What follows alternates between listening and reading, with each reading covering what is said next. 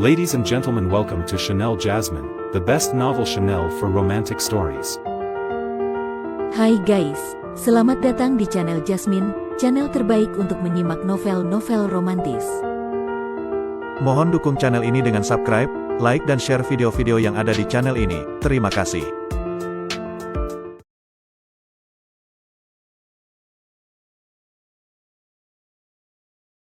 Kaisar Agung Seni Bela Diri bab 1443.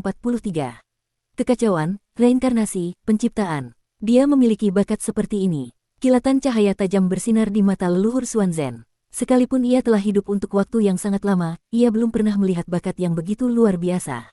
Bakat tiada taraf, tidak lebih dari ini. Leluhur Xuanzhen sangat terkesima. Ia merasa dalam sejarah yang panjang dari zaman kuno hingga sekarang, orang yang memiliki bakat semacam ini bisa dihitung dengan jari. Pada saat yang sama, Luo Xiu yang tenggelam dalam kondisi pencerahan mendapatkan ilham. Ia merasa seperti melihat sebuah jalan menuju masa depan. Meskipun jalan ini sekarang terlihat sangat tipis seperti seutas benang, ia merasa ini pastilah sebuah jalan agung di masa depan. Pemahamannya di tanah kekacauan di Istana Terbang Abadi, kelahirannya kembali dari situasi hidup dan mati. Meskipun Luo Xiu di kehidupan ini belum lama berkultivasi, pengalamannya luar biasa, akumulasinya jauh melampaui orang biasa, dan perjalanannya juga penuh rintangan dan berliku-liku yang sulit dibayangkan oleh siapapun. Ada yang mengatakan, akumulasi yang matang menghasilkan ledakan dahsyat, dan akumulasi yang matang tidak harus selalu melalui kultivasi pahit selama bertahun-tahun. Ledakan yang terjadi setelah akumulasi mencapai tingkat tertentu, semuanya bisa disebut sebagai akumulasi yang matang menghasilkan ledakan dahsyat. Luo Xiu saat ini persis seperti itu. Taiji yang berevolusi di kedua matanya perlahan-lahan menghilang. Taiji kekosongan kuno penciptaan, Taiji Xuanzhen kekacauan, dan roda kehidupan dan kematian surga reinkarnasi di belakang kepalanya, ketiga fenomena aneh ini tampaknya tidak lagi hanya tumpang tindih, melainkan mulai menyatu satu sama lain. Begitulah, entah berapa lama telah berlalu, fenomena aneh itu menghilang. Kedua mata Luo Xiu kembali tenang, ia terbangun dari kondisi pencerahan mendadak. Pada saat ini, ia merasa jasmani dan rohaninya ringan dan suci. Sebuah metode rahasia yang kuat telah ia peroleh dalam pencerahan mendadak kali ini. Pencerahan mendadak kali ini, yang ia panen bukan hanya Dao Taiji kekosongan kuno penciptaan, bukan hanya Dao Taiji Xuanzhen kekacauan, melainkan secercah ilham untuk memahami secara menyeluruh ketiga aturan tertinggi, kekacauan, penciptaan, dan reinkarnasi. Hanya secercah ilham yang tidak berarti, di bawah deduksi Dao Dewa perubahannya, telah berubah menjadi sebuah jurus. Jalan Dao itu panjang, hati tak terbatas, bela diri tanpa batas, hanya akulah yang berdaulat. Seketika, cahaya ilahi yang tak berujung dan cemerlang melesat ke langit. Dimulai dari Gunung Daozhen, menembus awan, merobek cakrawala. Fenomena aneh ini mengagetkan semua orang di Sekte Abadi Xuanzhen. Dengan cepat, satu persatu pancaran cahaya terbang menuju Gunung Daozhen, tetapi terhalang oleh sebuah kekuatan yang tak tertahankan, tidak ada seorang pun yang bisa masuk. Di atas Gunung Daozhen, Luo Xiu membuka matanya, menatap leluhur Xuanzhen yang juga sedang menatapnya tidak jauh dari sana. Terlihat di mata leluhur Xuanzhen berkilauan cahaya aneh, sudut bibirnya menyunggingkan senyum. Dari zaman kuno hingga sekarang, hanya dewa perubahan yang bisa memahami secara menyeluruh kekacauan, penciptaan, dan reinkarnasi.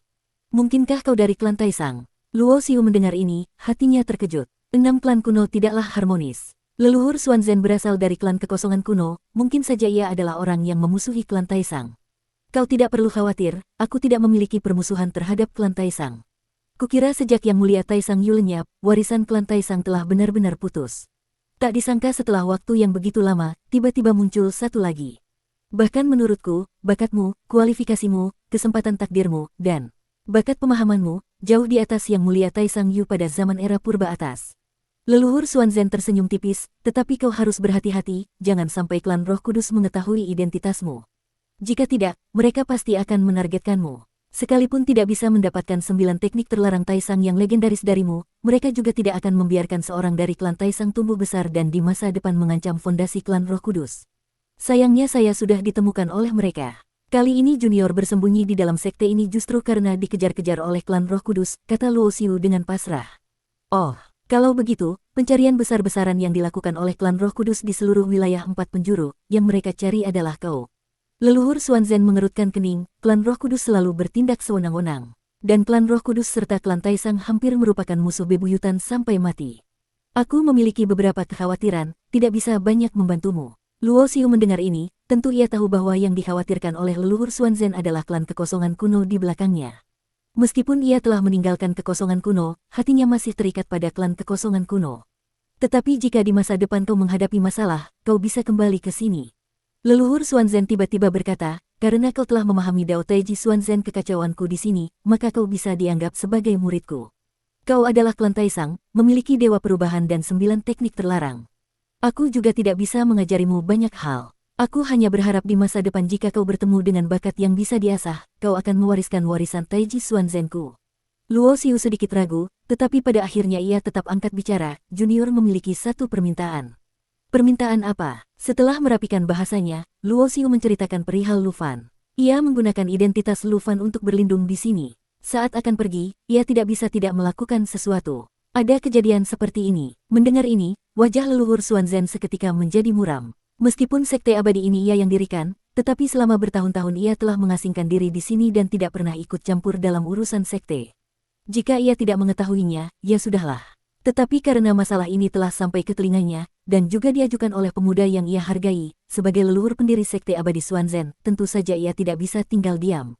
Seberkas cahaya melesat dari dalam tubuh Luo Xiu. Setelah mendarat di tanah, muncullah sosok Lu Fan. Saat ini, Lu Fan tampak bingung. Ketika ia melihat Luo Xiu dan leluhur Xuanzhen, matanya seketika menunjukkan kewaspadaan.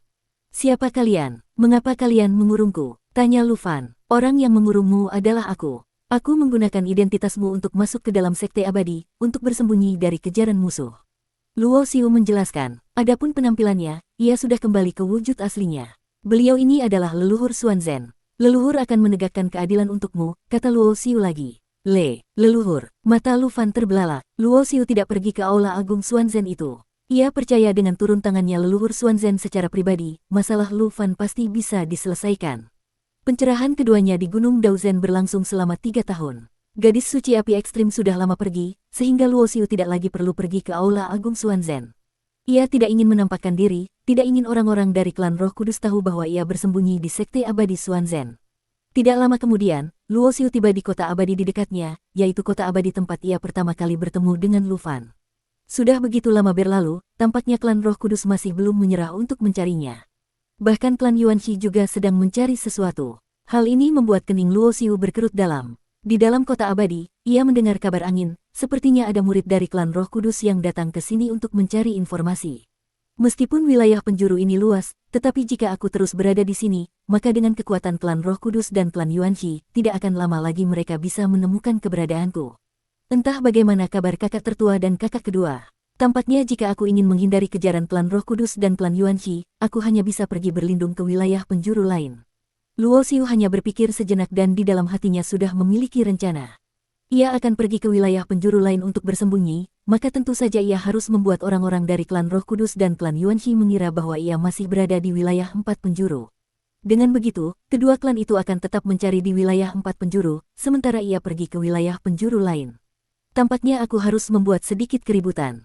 Matanya sedikit menyipit. Ia meminum arak di dalam cangkirnya, meletakkan sekeping kristal abadi, lalu bangkit dan pergi. Wus. Tidak lama kemudian, dari dalam kota abadi ini terdengar jeritan yang menyayat hati. Murid dari klan Roh Kudus itu telah dibunuh.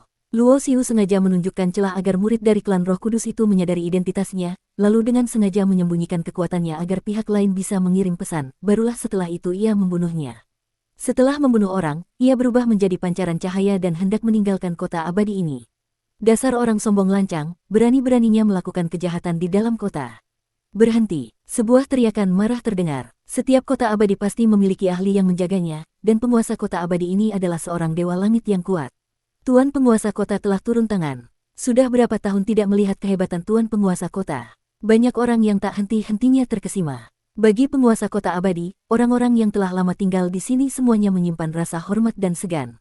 Namun, baru saja pancaran cahaya yang merupakan wujud dari tuan penguasa kota itu terbang, di langit tiba-tiba muncul sebuah tangan emas raksasa. Dung, gemuruh yang mengerikan bergema di atas kota abadi. Riak-riak yang terlihat dengan mata telanjang menyebar. Kehampaan hancur lebur, seperti sebuah tirai hitam yang menutupi langit di atas kota abadi. Sosok penguasa kota yang dihormati oleh banyak orang itu jatuh ke bawah, dengan berantakan menghantam tanah hingga membentuk sebuah lubang besar. Seluruh tubuhnya berlumuran darah, hampir tewas oleh satu telapak tangan. Tidak lama kemudian, kehampaan terbelah. Satu persatu pancaran cahaya melesat keluar, ternyata adalah klan Roh Kudus. Pemimpinnya adalah seorang pria tua berjanggut dan berambut putih, seluruh tubuhnya memancarkan aura abadi yang hanya dimiliki oleh seorang ahli tingkat Dewa Agung. Dan pada saat ini, Luo Xiu telah meningkatkan kecepatannya hingga maksimal, mengendarai cakram Dao abadi dengan cepat melintasi kehampaan. Bersambung.